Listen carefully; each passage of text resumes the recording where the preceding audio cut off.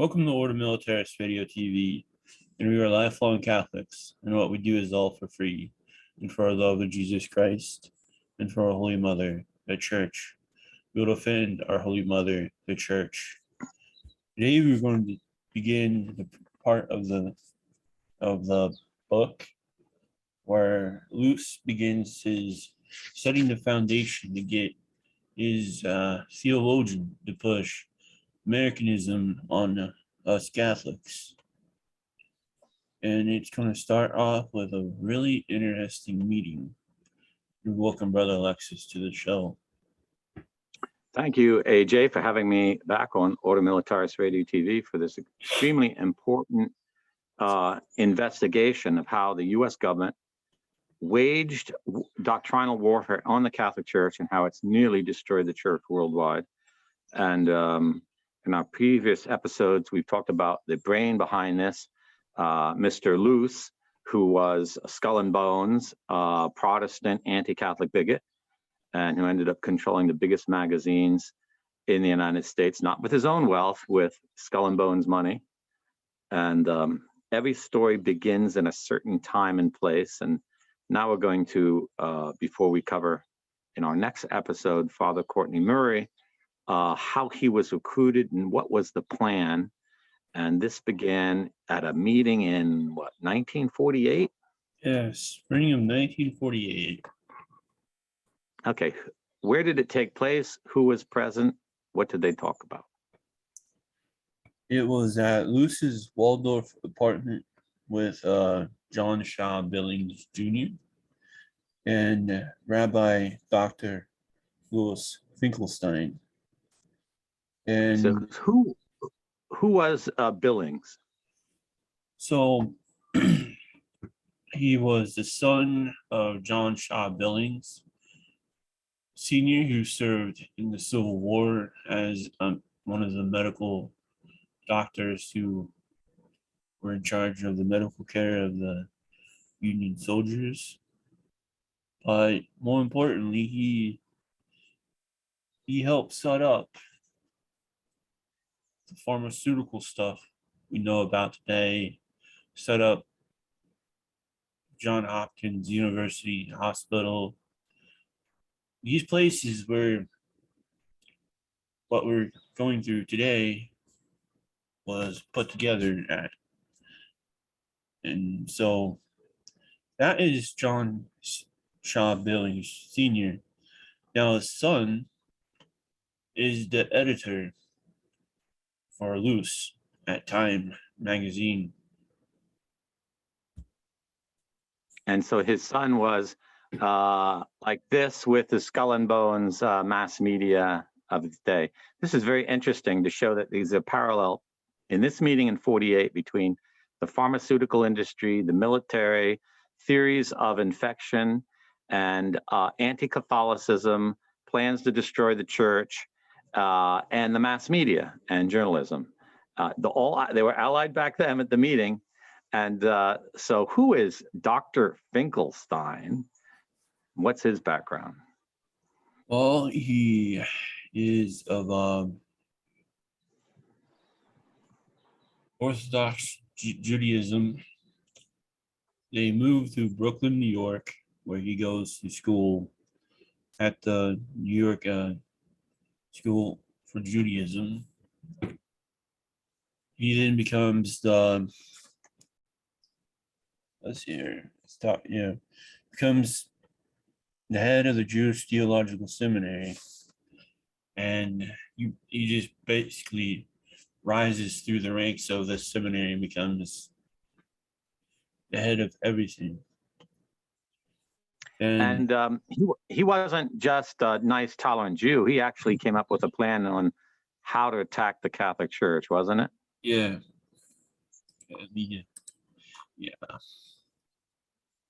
So, yes. And he created the interfaith dialogue with particular priority. Finkelstein established the Institute for Religious and Social Studies, which brought together Protestants, Roman Catholics, and Jewish scholars for theological discussions. and you'll learn more about it when we talk about the meeting that is covered in this book. So Luce calls this meeting, and what was he trying to get out of Finkelstein? He was trying to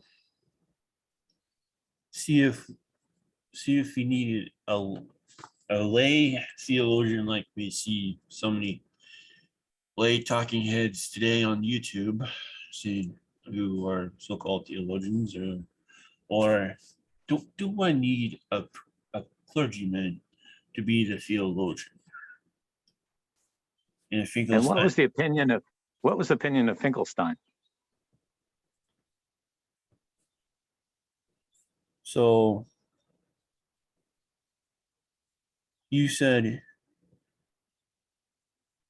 you need to have a preacher and a theologian mixed. So you need to have that priest who's a theologian to do this job. And then Luce said, how about getting up a committee to promote the spread of religion in some American democracy? And so that is where Rabbi Finkelstein creates that interface and social study committee.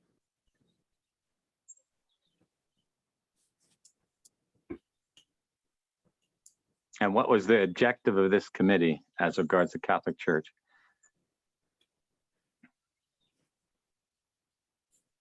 To bring the Catholic Church under American dominion in order to advance American capitalism.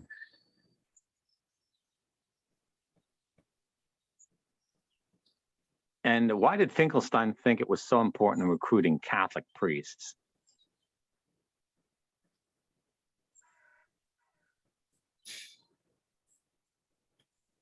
It was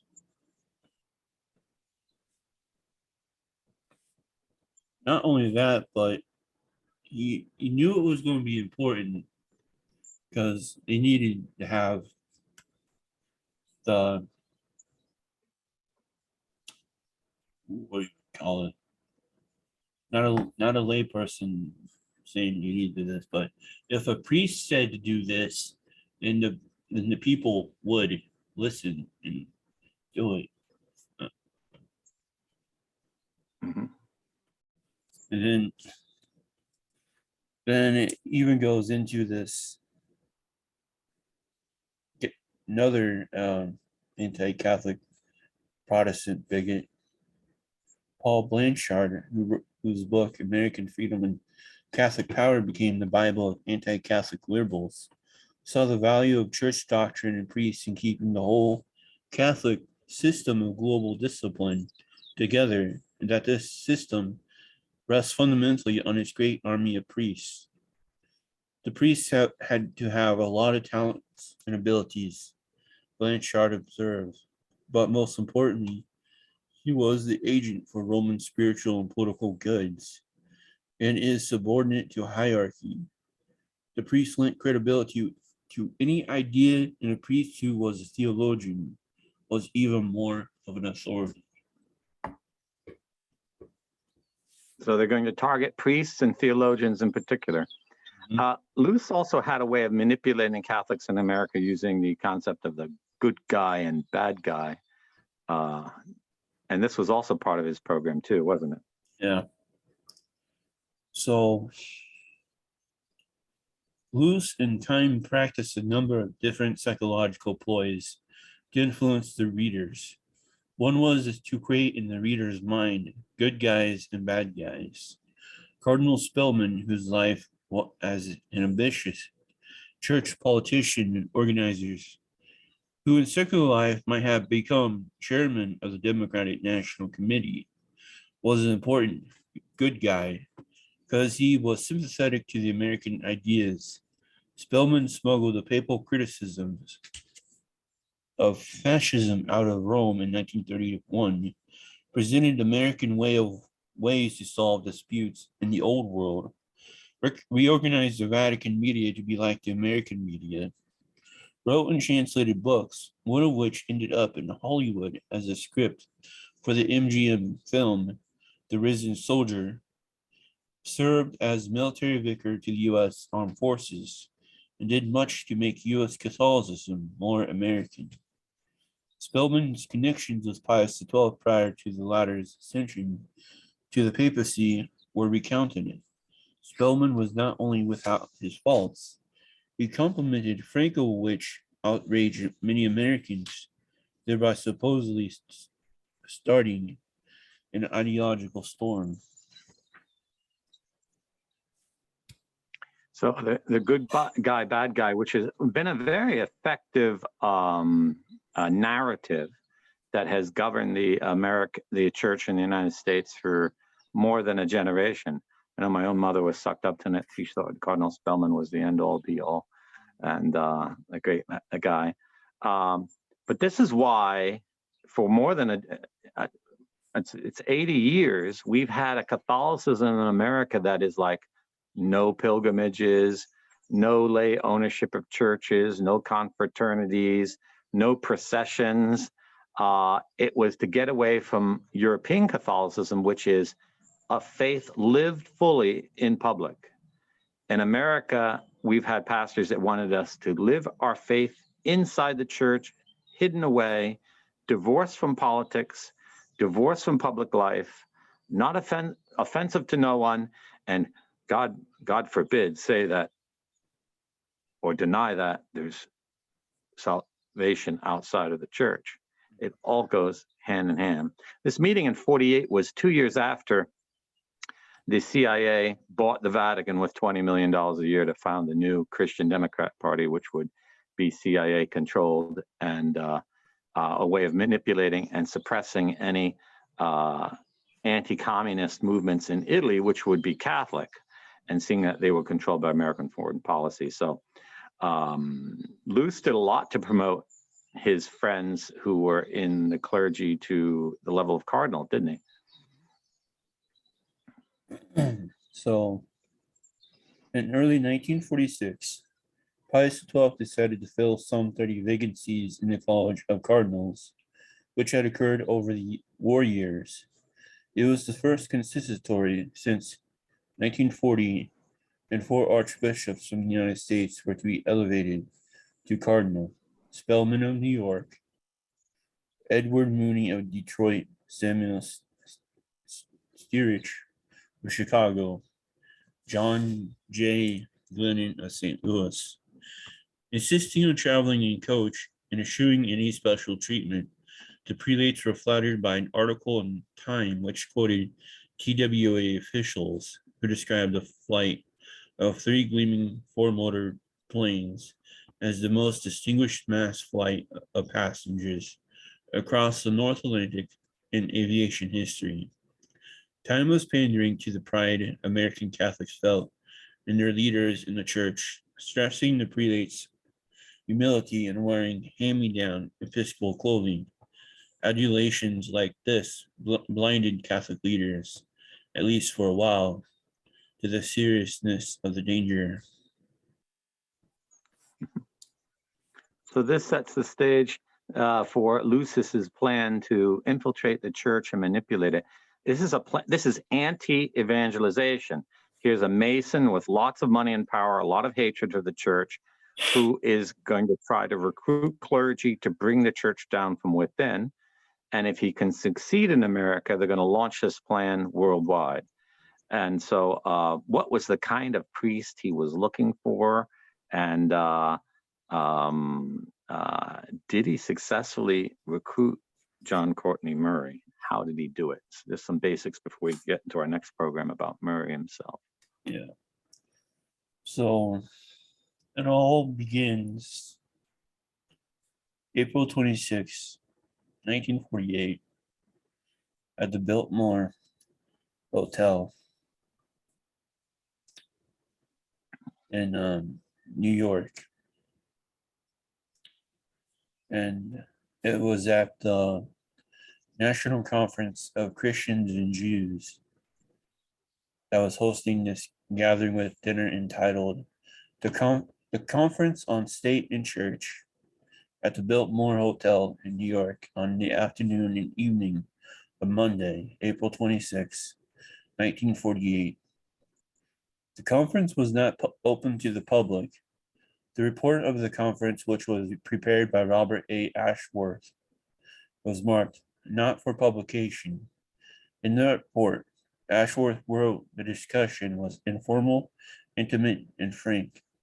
There was an agreement that no publicity should be given to this conference. And what did they decide at this conference?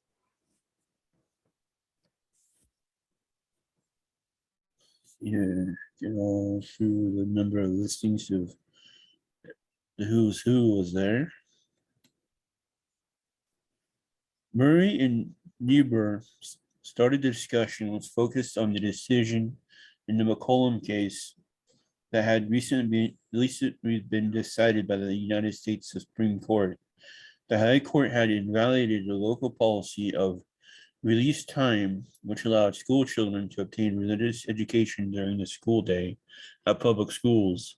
Murray asked, is the majority decision of the Supreme Court made necessary by the Constitution, or is the opinion of the Justice Reed more in accord with the Constitution? Answering his own question, Murray claimed that the secularization of education was likely to ensue if the majority opinion stood. The McCollum decision, Murray continued, tends to make the children a creature of government. It strikes a blow at the rights of the parents in education. Murray went on to say that the decision presented a very serious danger because the substitute of a completely secularized myth would make an idol out of our democracy. Then the schools might be exploited to build up a secularized democracy as an end in itself, failing to see that democracy is a means for the realization of spiritual and moral ends. So that discourse could almost be like something you'd read out of Crisis magazine today. Sounds like this Jesuit was actually very conservative at the beginning of his priestly career. Yeah. But he makes a very interesting Americanist argument. Hear those last words, that the purpose of democracy is to help man live his religious ideals. Is that the purpose of democracy?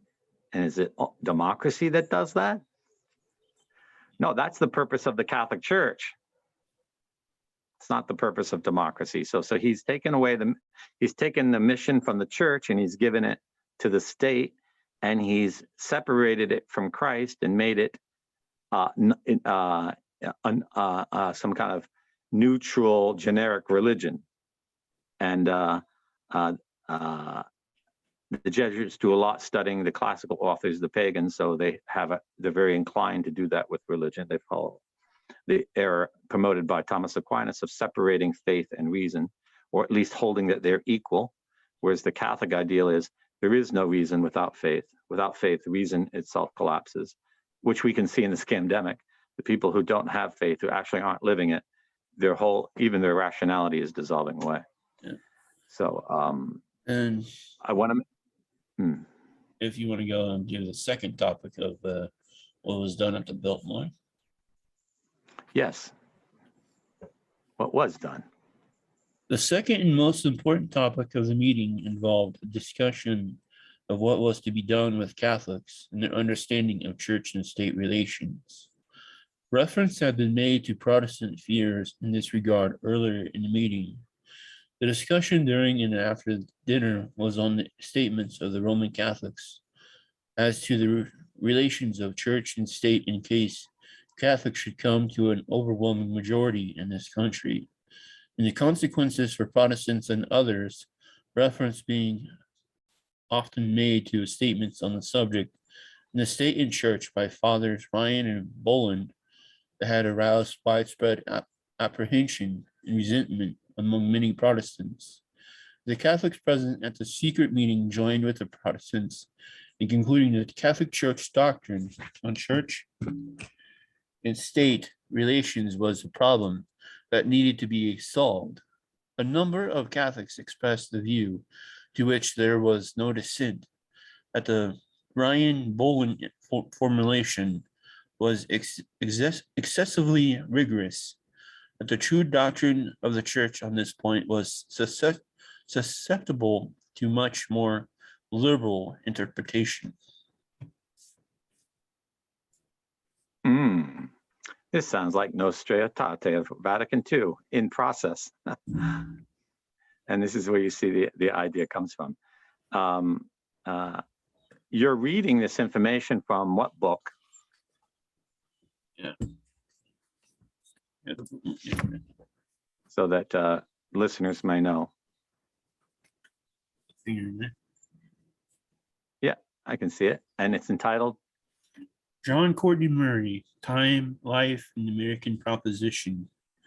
How the CIA's doctrinal warfare program changed the Catholic Church. And you'll have a link in the show notes on how you can acquire this book. This book's 900 pages. It's hardback. It's full of all the documents that proves everything that is said in the book. It's a great work of history. It's the true history of the Catholic Church in the United States and how American Catholics actually brought down the Church Universal, and why what's going on in Rome under Bergoglio is the flowering of the entire project. The gun at the Biltimore Hotel back on August 26, 1948, which no one ever told you about and no one ever told your parents about, but they'd roll over in their graves to find out what actually did happen. Yeah. And any final comments? In our next programs on John Courtney Murray, we'll dig up a little bit more from the secret conference and begin to tell you about his life, because, well, there's not much to tell about him. It's pretty much hidden away. But he ends up having great influence on the Second Vatican Council and on all Catholic theology in the English-speaking world, but especially in the United States. So much so that even many who claim they're not Americanists are Americanists, and were educated in institutions organized by the CIA and Masonic Lodge or funded. I'll just point out one thing to you is that from the 50s onward, a Catholic university is getting federal money. We're told, well, you know, we don't like those departments of theology. You need to change them to departments on religious studies. And this is an entire idea by Finkelstein. He thought up the whole idea. And that's a way of neutralizing Catholic doctrine. Thank you, AJ, for having me on this episode for how the US government launched a doctrinal warfare program on the United States. And its episodes are going to be very interesting. And I encourage everyone to share this program and let friends know about it, because so much of Catholic media is already under the control of the deep state, and they're blacklisting and shadow banning the knowledge and existence of this series that we're doing, as well as all the programs we do on Ordo Militaris Radio TV. Yep. So this is Ordo Militaris Radio TV signing off. Deus Volt. Deus Volt.